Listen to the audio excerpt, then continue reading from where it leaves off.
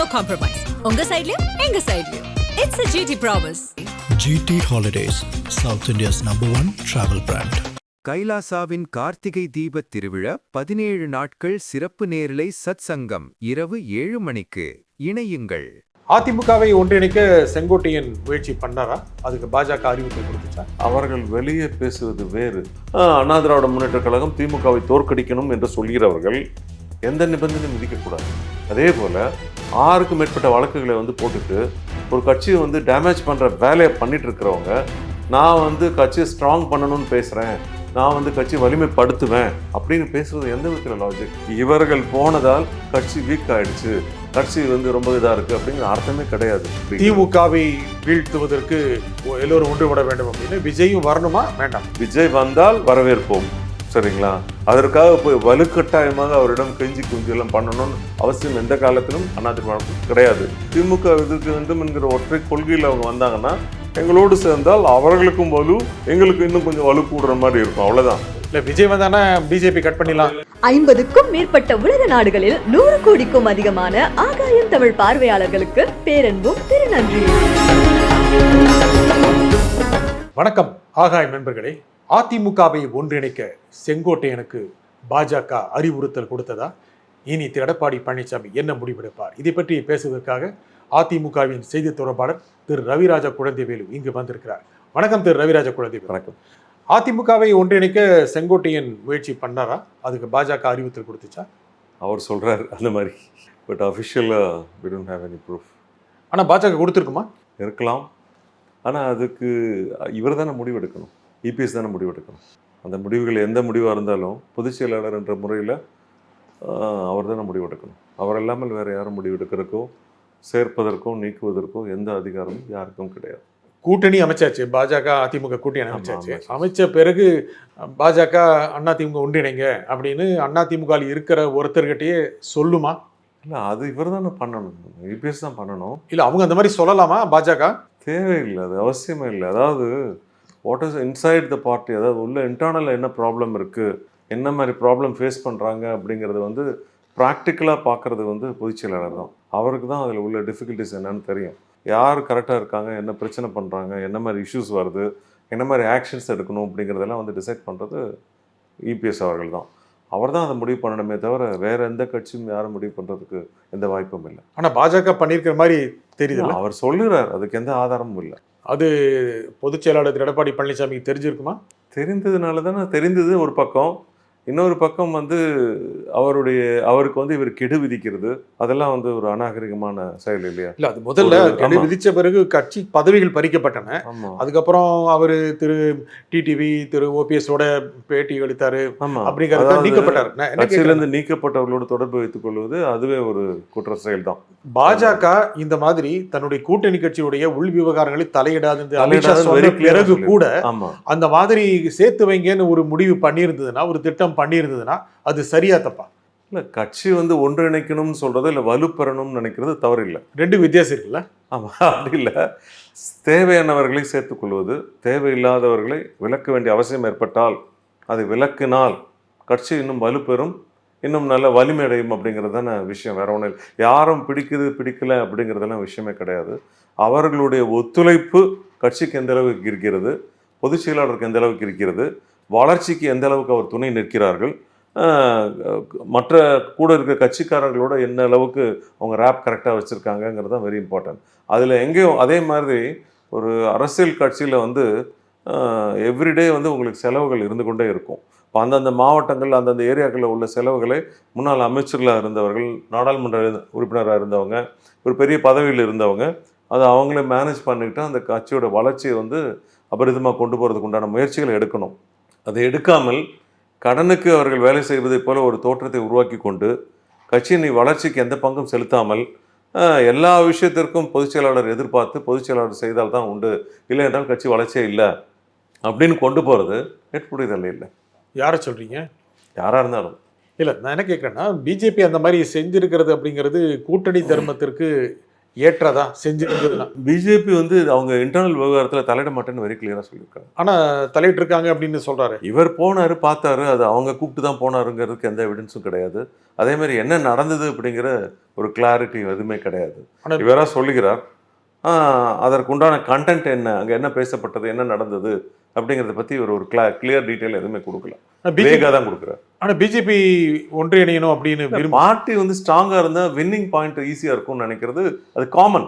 நீங்க ஒரு பார்ட்டி வந்து வலிமையான பார்ட்டியாக இருக்குது அப்படின்னா அதுக்கு கடந்த காலங்களில் நடந்த தேர்தல்களில் இருந்த ரெக்கார்டெல்லாம் எடுத்துட்டு என்ன பர்சன்டேஜ் ஆஃப் ஓட்ஸ் வாங்கியிருக்கு, எந்த அளவுக்கு வின்னிங் ஃபேக்டர் இருக்குது, எந்தெந்த ஏரியாவில் எந்தெந்த கம்யூனிட்டி பெல்ட்டில் யார் யார் ஸ்ட்ராங் லீடர்ஸு, அவங்க எப்படி மொபிலைஸ் பண்ணி கொண்டு வருவாங்க, இதன் அடிப்படையில் கட்சி வந்து வெற்றி வாய்ப்பு எவ்வளோ இருக்குது, இதுதான் கால்குலேஷன்.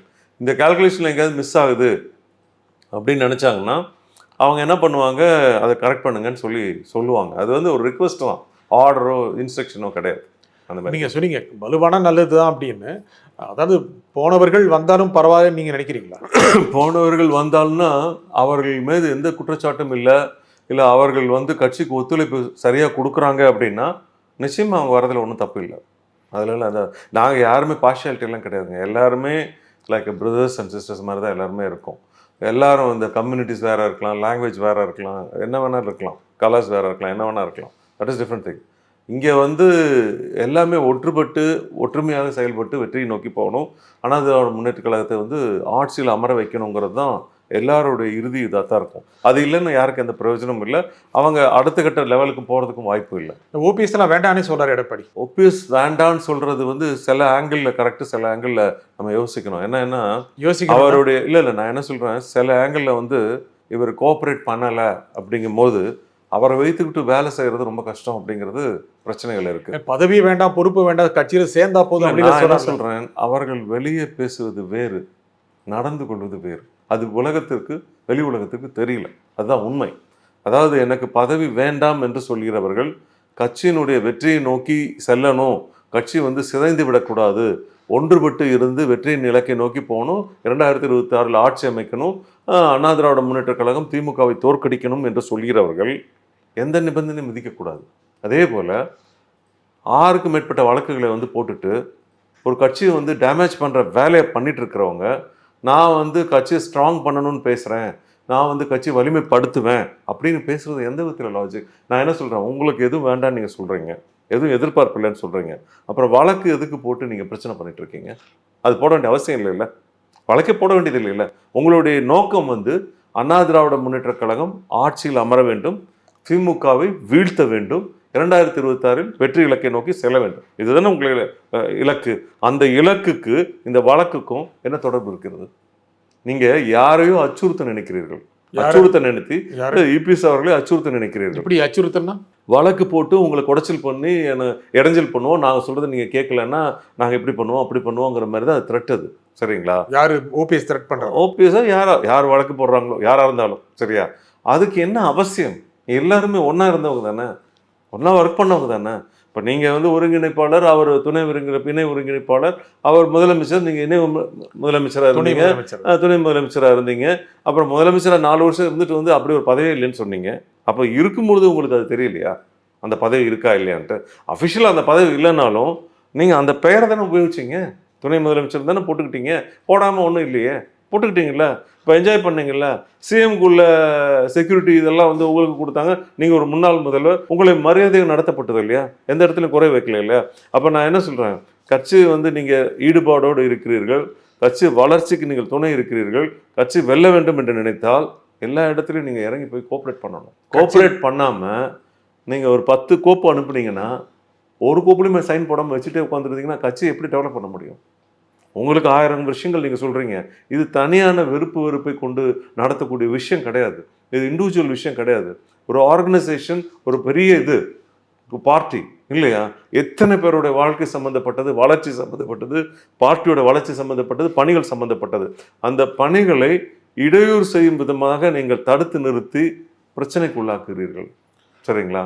ஆனா அப்போ வந்து நீங்க சொன்னீங்க ஆ, ஆட்சிக்கு வரதான் முக்கியம், வலுப்பெறணும் அப்படின்னீங்க. ஆமா. ஒற்றுமை இருக்கணும், வலுப்பெறணும் அப்படின்னீங்க. ஆமா. ஓபிஎஸ் இல்ல, டிடிவி தனி கட்சி ஆரம்பிச்சிட்டாரு, இடம் செங்கோட்டையன் வெளியே போயிட்டாரு. இவங்க எல்லாம் போனதுக்கு அப்புறம் கட்சி எப்படி ஜெயிக்கும்? அதாவது நான் என்ன சொல்றேன், கட்சி தொண்டர்கள் வந்து ஒவ்வொரு தலைவர்கள் பின்னால போவாங்க அப்படின்னு எதிர்பார்க்கறது அதிமுக அதுக்கெல்லாம் பாசிபிலிட்டியே கிடையாது. நீங்க எவ்வளோ பெரிய பெரிய தலைவர்கள்லாம் வெளியே போயிருக்காங்க. அப்போ கூட அந்த தொண்டர்கள் வந்து இரட்டை இலை, புரட்சி தலைவர், அண்ணா திராவிட முன்னேற்றக் கழகம், அந்த கொடி, அந்த சிம்பிள், அந்த இது அங்கீகாரம், இதன் பின்னால தான் நிற்கிறாங்க. அவருடைய இயக்கம் புரட்சி தலைவர் இயக்கம் அப்படின்னா இரட்டை இலை அப்படிங்கிறது ஒரு ஸ்ட்ராங் பேஸ் பப்ளிக்லையும் இருக்கு, பார்ட்டி கேடஸ்கிட்டையும் இருக்கு. ஒவ்வொருத்தருக்காகவும் போறாங்க அப்படின்னு நினைக்கிறதெல்லாம் வந்து அது நடைமுறையில் சாத்தியமே இல்லை. ஆனா கடந்த தேர்தலில் இல்ல, புரட்சி தலைவர் என்ற ஒரே ஒரு நபருக்காக உருவான இயக்கம் தான் அது. சரிங்களா? அந்த ஒரு நபர் எதை காட்டிவிட்டு சென்றாரோ, இரட்டைகளை காட்டிட்டு செஞ்சாரு. இந்த கொடி அண்ணா திராவிட முன்னேற்ற கழகம் பேர் வச்சாரு. அகில இந்திய அளவுக்கு கொண்டு போகணும்னு நினைச்சாரு. இதுதான் நோக்கி போயிட்டு இருக்காங்களே தவிர, அவர்கள் இறுதி மூச்சு வரை அதுல வந்து பிடிப்பா இருப்பாங்களே தவிர, எந்த ஒரு ஏற்றத்தாழ்விற்காக மாறி இவர்கள் பின்னால் செல்வது, அவர்கள் பின்னால் செல்வது என்பது ஆப்பர்ச்சுனிட்டிஸ் மாதிரி இருக்காங்க இல்லையா, சந்தர்ப்பவாதிகள்.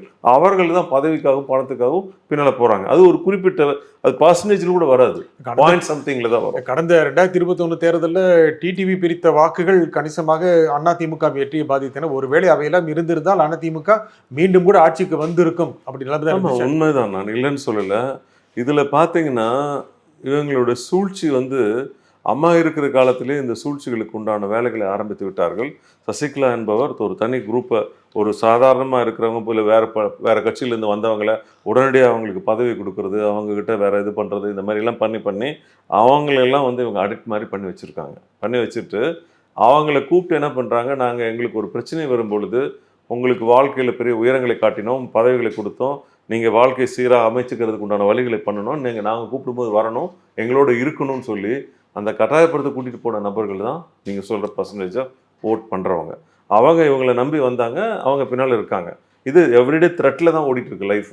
இதில் பார்த்தீங்கன்னா முதல்ல இருந்த பர்சன்டேஜை விட இப்போ ரொம்ப கம்மியாக இருக்குது. ஏன்னா இவர்கள் பின்னால் இருந்து எதையும் சாதிக்க முடியவில்லை, இந்த பர்சன்டேஜ் ஆஃப் ஓட்டு வந்து யாருக்கும் உபயோகம் இல்லை என்ற பொழுது மெயின் இயக்கம் எது, அண்ணா திராவிட முன்னேற்ற கழகம், அதை நோக்கி வந்துருவோம்னு சொல்லிட்டு சைலண்டா ஒரு குரூப் வந்துட்டே இருக்கு.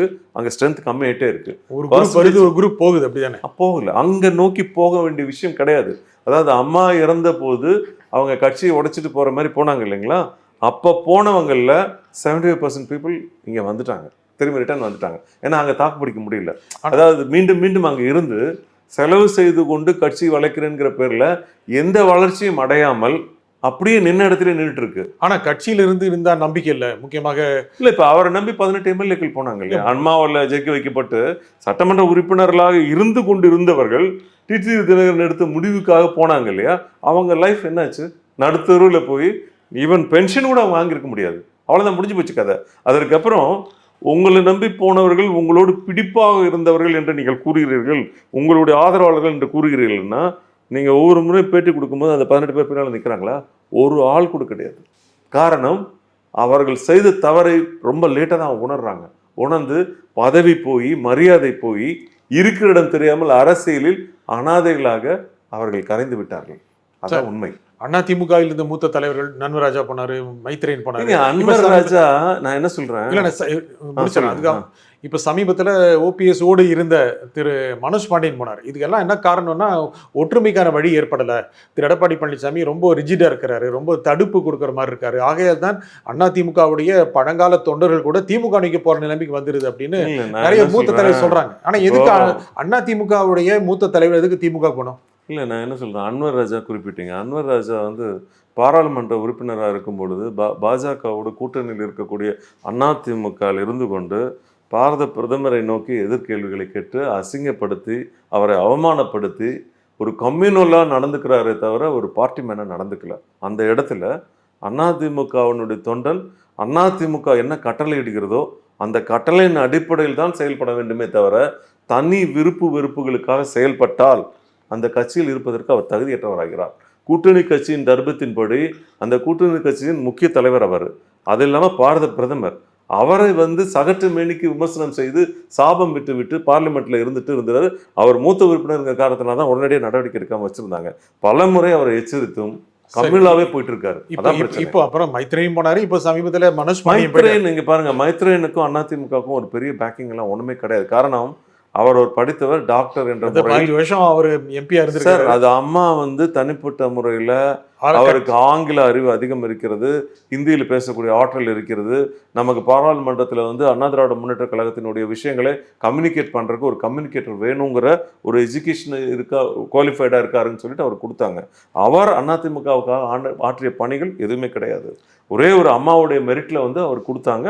அவர் நியாயமா பார்த்தா அவர் வாழ்நாள் முழுவதும் எந்த பதவி இல்லை என்றாலும் அண்ணா திராவிட முன்னேற்ற கழகத்தை தான் பணியாற்றிருக்கணும். ஏன்னா நீங்க சொன்ன மாதிரி 3 பீரியட் இருந்திருக்காரு. 18 வருடம் ராஜ்யசபா எம்பிஆர், எந்த ஒரு 10 பைசா செலவு இல்லாம இப்போ வரைக்கும் அவன் பென்ஷன் வாங்கிட்டு என்ஜாய் பண்ணிட்டு இருக்காரு. இதெல்லாம் விட்டுட்டு திமுகவுக்கு போறாரு அப்படின்னா is opportunist, is not a loyalist. Manoj பாண்டியனுக்கு போனாரு. மனோஜ் பாண்டியனுடைய குடும்பத்துல அவங்க அப்பா அமைச்சராக இருந்திருக்காரு, சபாநாயகராக இருந்திருக்காரு. இவர் பார்த்தீங்கன்னா நாடாளுமன்ற உறுப்பினர் இருந்திருக்காரு, சட்டமன்ற உறுப்பினர் இருந்திருக்காரு. அவங்க பிரதர் பார்த்தீங்கன்னா லீகல் இதில் வந்து ஹை லெவலில் அவங்க கவர்மெண்ட் சார்பில் அப்பாயிண்ட் பண்ணியிருக்காங்க. அவங்க மதரை வந்து விசி ஆக்கியிருக்காங்க. இதற்கு மேலே மொத்த குடும்பத்தில் இருக்கிற அத்தனை பேருக்கும் எல்லா விதமான பயன்களையும் பெற்றிருக்கிறார்கள். அதை மீறி தனி செல்வாக்கு என்பது புரட்சி தலைவரிடம் இருந்தார் என்பதற்காகவும் கட்சியில் இருந்தார் என்பதற்காகவும் தான் அவருக்கு ஒரு மிகப்பெரிய மரியாதையும் முக்கியத்துவம் இருக்கிறது. இதை விட்டுவிட்டு இப்போ கிடைக்கக்கூடிய லாபத்துக்காக போனால், கடந்த காலங்களில் நீங்கள் விசுவாசமான இருந்தவர்கள் என்ற உங்கள் மீது குத்தப்பட்ட முத்திரை உங்களாலேயே அளிக்கப்படுகிறது. ஆனால் இன்னும் பல டிக்கெட் காலி, இன்னும் நிறைய விக்கெட் காலி ஆகும். அதிமுக வந்து விக்கெட் நான் என்ன சொல்கிறாங்களே, போகிறவங்களை யாரும் தடுத்து நிறுத்த முடியாது, சரியா? வருகிறவர்களையும் யாரும் வேண்டாம் நாங்கள் சொல்ல போகிறது கிடையாது. அதே போல் இவர்கள் போனதால் கட்சி வீக் ஆயிடுச்சு, கட்சி வந்து ரொம்ப இதாக இருக்குது அப்படிங்கிற அர்த்தமே கிடையாது. மக்கள் வந்து மாற்றத்தை எதிர்பார்க்கிறார்கள். அந்த மாற்றம் கொடுக்கக்கூடிய ஒரு கட்சி, திமுகவை வீழ்த்தக்கூடிய வலிமையான கொள்கை பிடிப்போடு நல்ல கட்சியா இருக்கணும்னு நினைக்கிறாங்க. அந்த கட்சி வந்து அதிமுக தான். மாற்றம் கொடுக்கக்கூடிய கட்சியா விஜய் கட்சி இருக்கும், தாவேகா இருக்கும். எங்களை பொறுத்தவரை விஜய் இருப்பாரு. 54வது ஆண்டில் எங்கள் கட்சி அடியெடுத்து வைத்து வெற்றி நடை போட்டுக் கொண்டு இருக்கிறது. 31 ஆண்டுகள் தமிழகத்தை ஆண்டு இருக்கிறது. 2 முறை 10 ஆண்டுகள் தொடர்ச்சியாக ஆண்டு இருக்கிறது. இந்த சரித்திரத்தில் 0.1% நீங்க சொல்கிறவரிடம் இருக்கிறதா? கடந்த கால வரலாறு எங்களுக்கு 54 வருஷம் இருக்கு. அவருக்கு 54 நாள் இருக்கா, இல்லை 540 நாள் இருக்கா? எதுவும் இல்லை, இல்லையா? அப்படி இருக்கும் பொழுது அவர் வெல்வார், அவர் வருவார் அப்படின்னு சொல்றது கற்பனையின் அடிப்படையில் தான். அவர் நடைமுறைக்கு சாத்தியமா இல்லையா என்பதை வருகிற தேர்தலில் அவர் பெறுகிற வாக்கு சதவீதம் தான் அவர் வெல்வாரா வீழ்வாரா என்பதை முடிவு செய்யும். அதிமுக கூட்டணிக்கு வரணுமா வேண்டாமா? அவர் வந்தால் வரவேற்போம், வரவில்லை என்றாலும் தனித்து களம் காண அண்ணா திராவிட முன்னேற்ற கழகம் எந்த நேரத்திலும் தயாராக இருக்கிறது.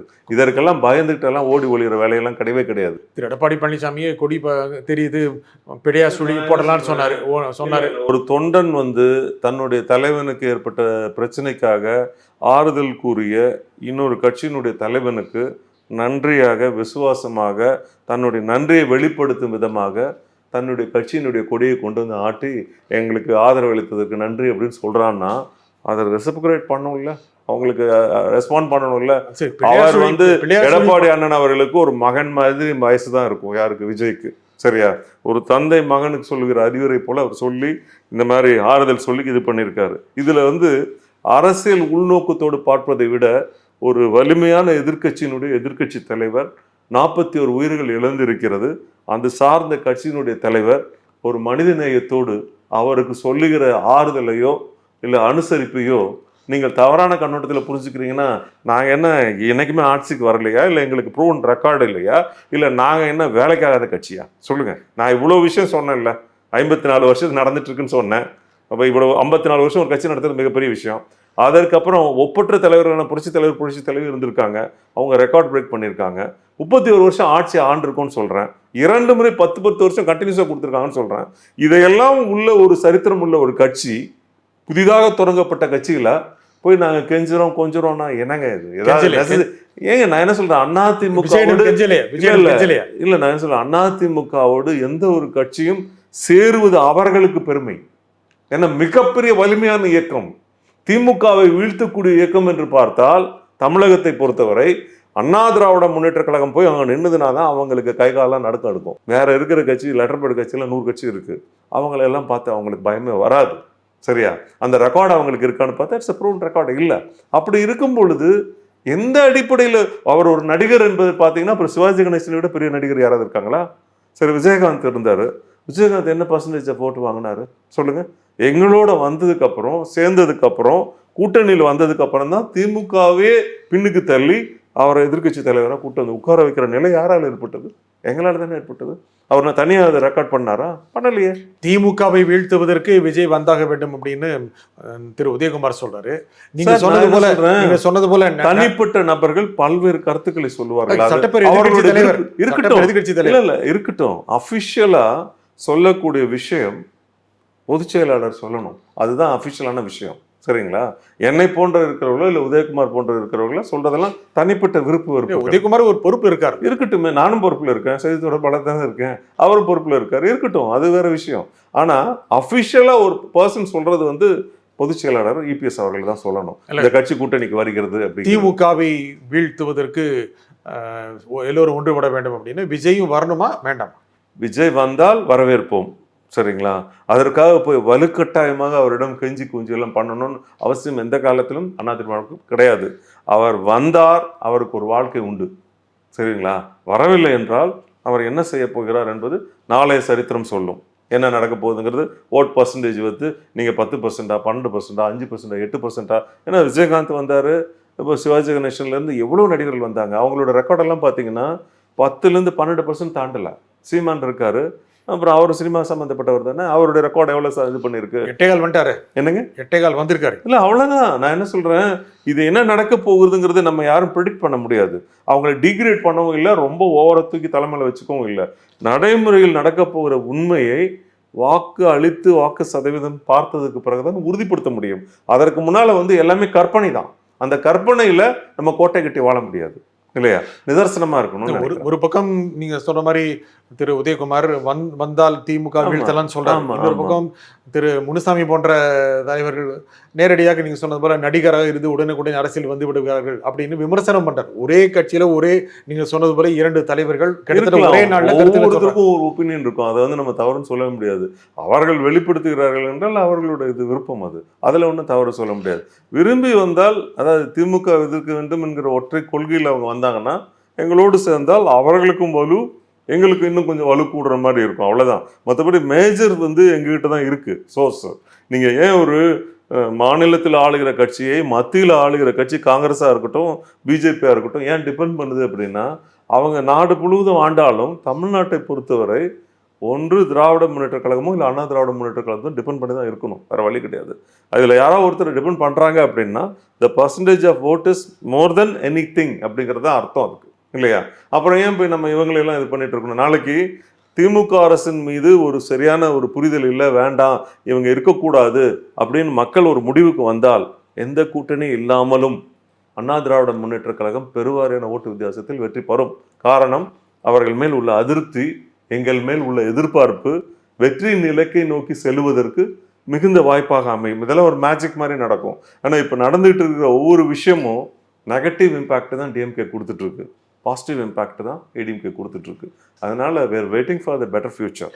முக்கியமாக அதிமுக பிஜேபி மட்டும் தான் இருக்கு, இன்னும் பெரிய மற்ற கட்சியெல்லாம் வரல, வருவாங்களா? நான் என்ன சொல்றேன், தேர்தலுக்கு வந்து இன்னும் கிட்டத்தட்ட ஒரு 4-5 மாதம் இருக்கிறது இல்லைங்களா? ஒரு நாளில் முடிவாகலாம், இல்லை 1 மணி நேரத்தில் முடிவாகலாம். இது ஒரு பெரிய ப்ராசஸ் அப்படிலாம் ஒன்றுமே கிடையாது. ஒருத்தர் மியூச்சுவல் அண்டர்ஸ்டாண்ட் பண்ணிக்கிட்டு எங்களுடைய பாலிசிக்கு எவ்வளோ சீட்ஸ் நீங்கள் கொடுக்குறீங்க, நான் எங்களுக்கு இவ்வளோ வேணும், இந்த டிமாண்ட்ஸ் மட்டும்தான் கிரியேட்ஸ் இருக்கும். அதை வந்து நெகோஷியேட் பண்ணிவிட்டு எந்தெந்த தொகுதிகள்னு கொடுக்குறதுக்கு முடிவு பண்ணிட்டா 1 நாள்லையோ 2 நாள்லையோ இந்த இறுதி வடிவம் வந்துடும். அந்த முடிவுகளை எடுப்பதற்கு சரியான கால நேரம் இன்னும் இருக்கிறது என்ற காரணத்தினால் எல்லாரும் வெயிட் பண்ணிட்டு இருக்காங்க. அது டைம் நெருங்கும் பொழுது நிச்சயமா வந்துருவாங்க. இவங்க சொல்ற மாதிரி 6 மாசத்துக்கு முன்னால 1 வருஷத்துக்கு முன்னால கூட்டணி போட்டுக்கிட்டு என்ன பண்ணி இது பண்ண போறோம்? நீங்க அப்படித்தானே போட்டீங்க. அதிமுக பாஜக கடந்த ஏப்ரல்லே போட்டுட்டீங்க. வந்து அண்ணா திராவிட முன்னேற்ற கழகத்தோடு கூட்டணி வைக்க வேண்டும் என்று விரும்புகிறது. அவர்கள் அதற்குண்டான ஏற்பாடு செய்கிறார்கள். நாங்கள் அதற்கு விருப்பம் தெரிவிக்கிறோம். அந்த ஏற்பாடு அதுபடி நடக்கிறது. ஒரு வருஷம் முன்னாலே போட்டீங்களா? நான் என்ன சொல்றேன், இது கட்டாயம் இல்லை. எந்த மூமெண்ட்லையும் எந்த நிகழ்வு வேணாலும் நடப்பதற்கு 100% வாய்ப்பு இருக்கிறது. கடைசி நிமிஷத்துல நடக்கலாம். ஒரு நாளைக்கு முன்னால கூட நடக்கலாம். பிஜேபி கட் பண்ணி விட்டுருவீங்களா? அதை எப்படி நீங்க நினைக்கிறீங்க? நீங்க சொன்னீங்க. நான் என்ன சொல்றேன், சேர்ப்பதோ கட் பண்றது இல்ல, சேர்ப்பதோ பிரிப்பதோ நீங்க சொன்ன மாதிரி ஒரு நிமிடத்திலும் நடக்கலாம், ஒரு மணி நேரத்திலும் நடக்கலாம், ஒரு நாள் நடக்கலாம். கட் பண்றது இல்ல. நாங்க ஏன் கட் பண்ணோம்? நான் என்ன சொல்றேன், அவங்க எங்களுடைய கொள்கைக்கு ஒத்து வர மாதிரி, எங்களோட விஷயங்களுக்கு ஒத்து வர மாதிரி இருந்தாங்கன்னா டெஃபினட்டா ஜாயிண்டா போறதுல என்ன தப்பு இருக்கு? விஜய் வந்தானா பிஜேபி கட் பண்ணலாம் எல்லாம் கிடையாதுங்க. மல்டிபிள், நான் என்ன சொல்றேன், ஒரு 4 கட்சி கூட்டணி வருது அப்படிங்கும்போது நமக்கு இன்னும் பலம் அதிகமாகும், பர்சன்டேஜ் ஆஃப் ஓட் அதிகமாகும், வெற்றி வாய்ப்பு ஈஸியாகும். இவ்வளவுதான் விஷயம். கொஞ்சம் டஃப் டு நெக் போறது கொஞ்சம் ஈஸி கேட் வாக்க போகலாம் இல்லையா? அவ்வளவுதானே தவிர வேற ஒரு விஷயம் இல்லை இதுல. அவ்வளவுதான். மற்றபடி அவங்கள டிபெண்ட் பண்ணி நம்ம தான் வின் பண்ணணும் அப்படிங்கிற நெசசிட்டி நமக்கு கிடையவே கிடையாது. இந்த நிகழ்ச்சியில் கருத்தை கூறுமையாக ரவிராஜ குழந்தைவேலு, மிக்க நன்றி. நன்றி. மீண்டும் ஒரு நிகழ்ச்சி சந்திப்போம். நன்றி, வணக்கம்.